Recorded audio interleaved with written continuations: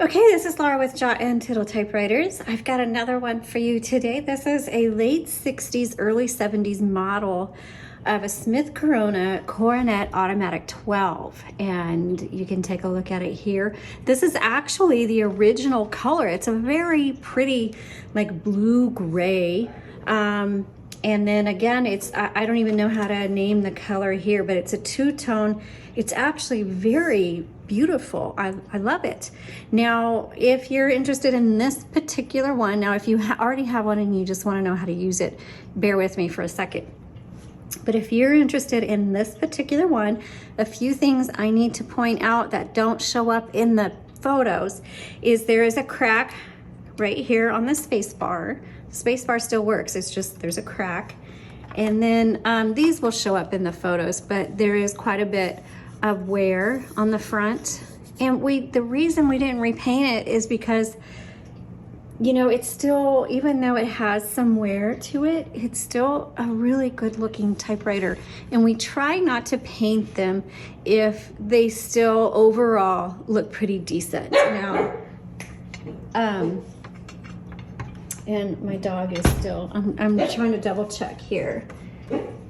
So the rest of it looks really good. So those are just the two main things, the crack on the space bar and then the wear on the front. All right, so let's go ahead and I'll show you how to use this. We'll start from the back, work our way forward, and then I'll do a typing test for you, you know, so that you don't have to take my word for it and you can see that this actually works well. So here is your paper holder. Your margins, just press and drag. Okay, so I'm gonna move the margins out for now because I'll move the carriage. So how you move the carriage is you pull the lever in, and the lever's on either side, and you just hold the carriage while you pull it. The carriage is gonna move however far you have your margins. So if I bring my margins in, now you'll hear, there's the bell. The bell's there, but it's very faint. So the carriage will only move as far as you have your margins set, okay?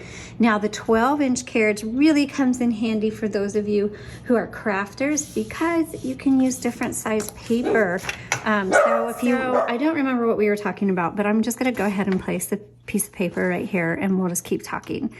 And you just set it here and turn the handle. And I don't think I've talked about what's on the side. So this is your paper release. So what that's for is I'm gonna pull this up and we'll see. So you can see it's pretty close, but I'm a little crooked. So I'm gonna pull this forward, straighten it out. Oops, I made it even more crooked. Well, silly me. There we go. And then on this side, now this is an electric typewriter with a power return button. So when you hit the return button, it's going to advance 1, 2, or 3 lines. And this is your line selector. So you just choose how you want to do that. Now there's a little black button right here. And what that is for is, let's say you're filling out a form or you're using lined paper and you're trying to get your type on the line just right. Or you're doing a subscript or superscript. You press this button in while turning the handle and it releases the roller so you can do some fine adjusting, and then you let go of it. Can you hear the click? Because normally it just clicks every half of a line.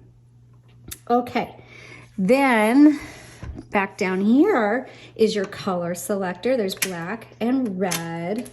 There's your ribbon reversal, which I don't think we've talked about that. Let me open up the top, and inside you'll see the ribbon.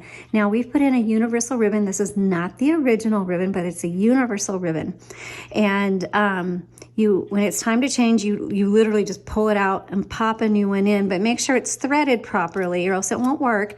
And so you can go to the link in the description below, the product listing, and find a photo of the inside of this and just bookmark it or save the photo for your reference so that you know how to thread the ribbon. Make sure black top, red bottom. Also, these spools, there's just a little bit of ribbon on there. I mean, it's 20 yards, but there's a lot of ink on the ribbon. So when you get to the end of the spool, you have to reverse the direction. And how do you know when it's time to reverse the direction? Your typewriter is gonna like act weird. It's either gonna completely stop or it's gonna get really stiff, or you're gonna notice that your type is like really faint. And so just be aware of that. And when it's time to reverse the direction, your button is here on the left side. It says rib rev, you just flip it and keep going. You should be able to reverse the direction of your ribbon dozens of times before you need to replace it.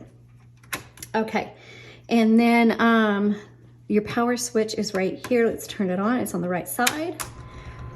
With these fully electric typewriters, I like to let it run for about 10 to 15 seconds before I start typing.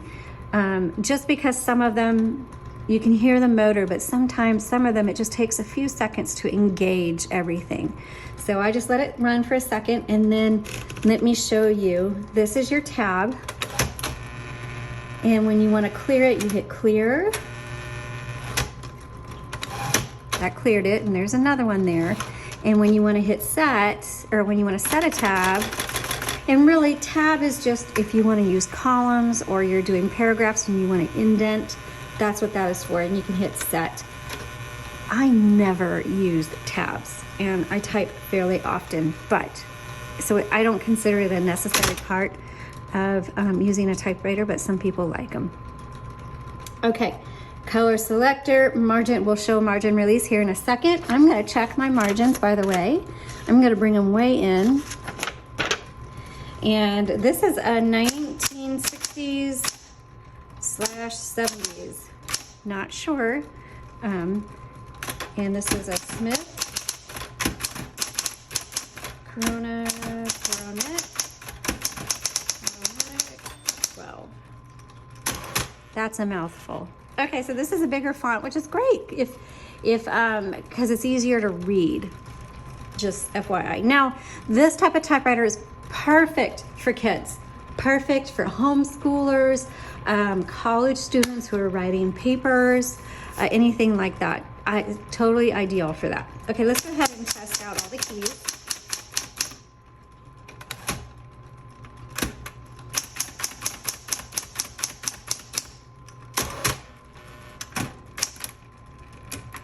Oops. Tab.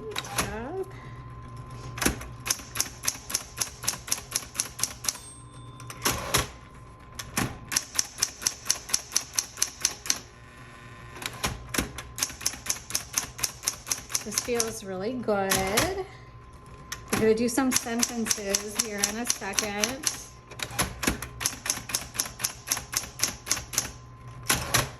Okay. Backspace. Hold on. I'm going to check something. So this Q is a little sticky.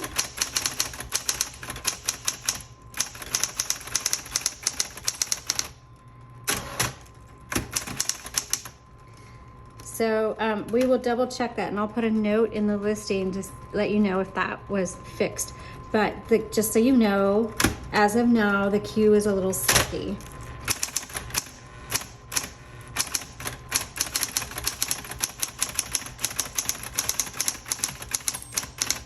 So it's the lowercase q, the uppercase Q seems to be fine.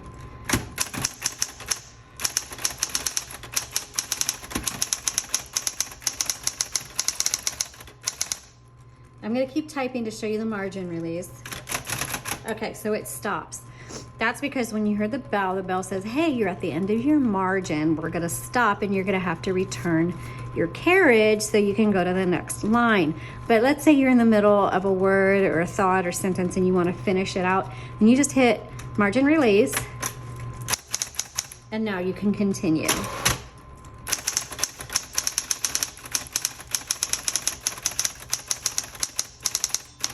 So this is actually typing very well, except for the lowercase q, which I said make sure you check the, if you're interested in this one, the listing to see if that was fixed or not. But there's 3 keys on an electric typewriter that have an auto repeat, and that's your dash, your period, and your X.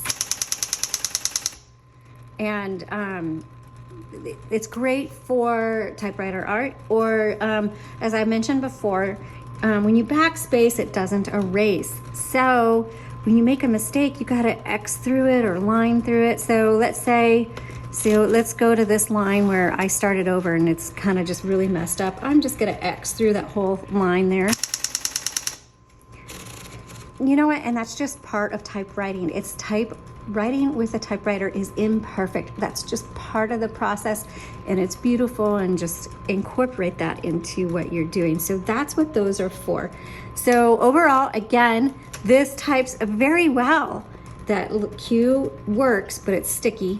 In the lowercase and the uppercase, it is fine. It's in really good condition. You know, for the most part, and I showed you the space bar and I showed you the front. But this is going to be a budget typewriter. We are going to mark down the price for the crack on the space bar, and the front rubbing where the finish has rubbed off. So, but this is still going to be a great working typewriter. So if you're just getting started or you don't have a big budget, grab this because you're going to be very happy with it. It's not perfect, but it's very much a workable typewriter. Okay, so if you have questions or comments, leave them below. And thanks so much for watching, and make sure you visit the links in our description below. Have a great day.